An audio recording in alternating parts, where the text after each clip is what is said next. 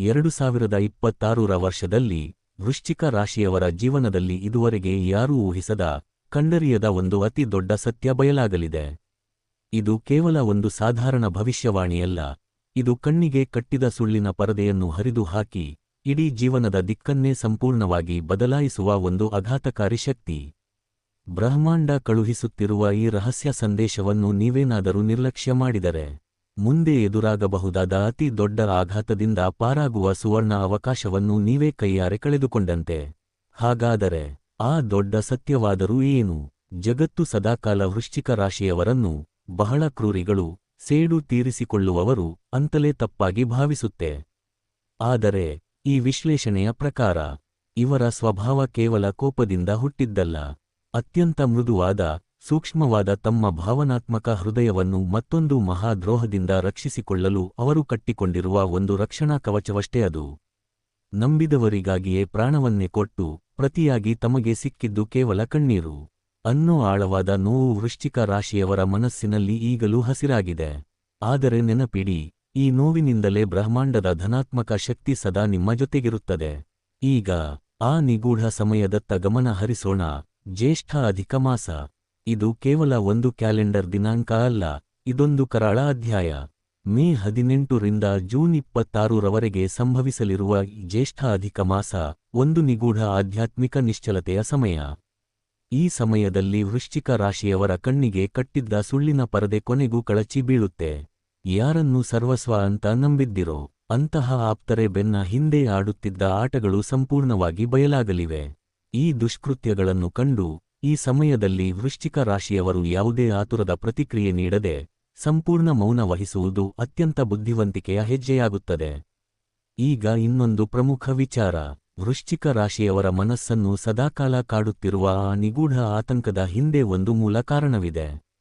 ಅದುವೇ 4ನೇ ಮನೆಯಲ್ಲೇ ಕುಳಿತಿರುವ ಮಾಯಾವಿ ರಾಹು. ಕೌಟುಂಬಿಕ ಸುಖವನ್ನು ಕೆಡಿಸಲು ಮತ್ತು ಮನಸ್ಸಿನಲ್ಲಿ ಅಶಾಂತಿಯನ್ನು ಸೃಷ್ಟಿಸಲು ಇವನು ಸದಾ ಸಂಚು ಹೂಡುತ್ತಿರುತ್ತಾನೆ. ರಾಹುವಿನ ಈ ಮಾಯಾಜಾಲ ಕಣ್ಣುಗಳಿಗೆ ಸುಳ್ಳು ಭರವಸೆಯ ಪರದೆಯನ್ನು ಎಳೆದು ಅನಿರೀಕ್ಷಿತವಾಗಿ ಆಸ್ತಿ ಅಥವಾ ವಾಹನಗಳ ಮೇಲೆ ಭಾರೀ ಖರ್ಚು ಮಾಡುವಂತೆ ಪ್ರೇರೇಪಿಸುತ್ತದೆ. ಕಣ್ಣು ಮುಚ್ಚಿ ಯಾರನ್ನೂ ನಂಬಬಾರದು ಅನ್ನೋ ಕಠಿಣ ಸತ್ಯವನ್ನು ಕಲಿಸುವುದಕ್ಕಾಗಿಯೇ ರಾಹು ಈ ಬಗೆಯ ಶೂನ್ಯತೆಯನ್ನು ಸೃಷ್ಟಿಸುತ್ತಿದ್ದಾನೆ. ಇದರಿಂದ ತೀವ್ರವಾದ ಜುಗುಪ್ಸೆ ಉಂಟಾಗಬಹುದು. ಕೇವಲ ಹಣಕ್ಕಾಗಿ ಬೇರೆಯವರ ಹತೋಟಿಯಲ್ಲಿ ಕೆಲಸ ಮಾಡಲು ವೃಶ್ಚಿಕ ರಾಶಿಯವರ ಸ್ವಾಭಿಮಾನಿ ಮನಸ್ಸು ಒಪ್ಪುವುದೇ ಇಲ್ಲ. ಬದಲಾಗಿ ಈ ಲೌಕಿಕ ಜಗತ್ತಿನ ಗದ್ದಲಗಳಿಂದ ದೂರ ಸರಿದು ನಿಜವಾದ ಆಂತರಿಕ ಶಾಂತಿಯ ಕಡೆಗೆ ನಿಮ್ಮ ಮನಸ್ಸು ವಾಲುತ್ತದೆ. ಆದರೆ ಇಲ್ಲಿ ಒಂದು ದೊಡ್ಡ ಪ್ರಶ್ನೆ ಮೂಡುತ್ತದೆ. ಇದು ವೃತ್ತಿ ಜೀವನದ ಅಂತ್ಯವೇ ಅಥವಾ ನೈಜ ಶಕ್ತಿಯೇ ಉದಯವೇ? ಖಂಡಿತವಾಗಿಯೂ ಈ ವೃತ್ತಿಪರ ಕುಂಠಿತನ ವೃಶ್ಚಿಕ ಜಾತಕರನ್ನು ಕುಗ್ಗಿಸಲು ಬಂದಿದ್ದಲ್ಲ. ಬದಲಿಗೆ ಅವರ ನೈಜ ಸಾಮರ್ಥ್ಯಕ್ಕೆ ತಕ್ಕಂತೆ ಸ್ವತಂತ್ರವಾದ ಹೊಸ ಮಾರ್ಗವನ್ನು ಕಂಡುಕೊಳ್ಳಲು ಬ್ರಹ್ಮಾಂಡವೇ ರೂಪಿಸಿರುವ ಒಂದು ಅದ್ಭುತ ದಿವ್ಯ ಯೋಜನೆ ಇದು. ಮುಂದೆ ಎದುರಾಗುವುದು ಒಂದು ನಿಜವಾದ ಅಗ್ನಿಪರೀಕ್ಷೆಯ ಕಾಲ. ಶನಿ ಮತ್ತು ಮಂಗಳರ ಉಗ್ರಯುತಿ. ಮೇ 2026ರ ಆರಂಭಿಕ ದಿನಗಳಲ್ಲಿ ಬೆಂಕಿಯ ಜೀವಾಳವಾದ ಮಂಗಳ ಮತ್ತು ತಣ್ಣನೆಯ ಕಠಿಣ ಬಂಡೆಯಾದ ಶನಿದೇವ ಒಟ್ಟಿಗೆ ಸೇರಲಿದ್ದಾರೆ. ಈ ಉಗ್ರ ಸಂಯೋಗ ಶಿಕ್ಷಣ, ಪ್ರೇಮ ವಿಚಾರ ಹಾಗೂ ಹೂಡಿಕೆಗಳಲ್ಲಿ ದಿಢೀರ್ ಅಡೆತಡೆಗಳನ್ನು ತರಲಿದೆ. ಆದರೆ ವೃಶ್ಚಿಕ ರಾಶಿಯವರ ರಕ್ತದಲ್ಲೇ ಒಂದು ಹೋರಾಡುವ ಗುಣವಿದೆ. ಸವಾಲುಗಳಿಗೆ ಹೆದರಿ ಓಡಿ ಹೋಗುವುದು ಇವರ ಜಾಯಮಾನವೇ ಅಲ್ಲ. ಕೊನೆಯ ಉಸಿರಿರುವವರೆಗೂ ಹೋರಾಡುವ ಇಂತಹ ವೀರ ಯೋಗಿಗಳು ಈ ಜಗತ್ತಿನಲ್ಲಿ ಬೇರೆ ಯಾರೂ ಇರುವುದಿಲ್ಲ. ಇಷ್ಟೆಲ್ಲ ಕಷ್ಟಗಳ ಕತ್ತಲೆಯ ರಸ್ತೆಯನ್ನು ದಾಟಿದ ನಂತರ ಕೊನೆಗೂ ಬ್ರಹ್ಮಾಂಡ ಮುಖ ನೋಡಿ ನಕ್ಕಾಗ ಏನಾಗುತ್ತೆ ಗೊತ್ತಾ? ನಿಮ್ಮ ಎಲ್ಲ ನೋವುಗಳನ್ನು ನಿವಾರಿಸಲು, ಎಲ್ಲವನ್ನೂ ಗುಣಪಡಿಸುವ ಭವ್ಯ ದಿವ್ಯ ಜ್ಯೋತಿಯೊಂದು ನಿಮಗಾಗಿ ಕಾಯುತ್ತಿದೆ. ಇಲ್ಲಿಂದ ಶುರುವಾಗುತ್ತೆ ಜೀವನದ ಸುವರ್ಣ ತಿರುವು. ಅದೇ ಗುರುವಿನ ದಿವ್ಯ ಪ್ರವೇಶ.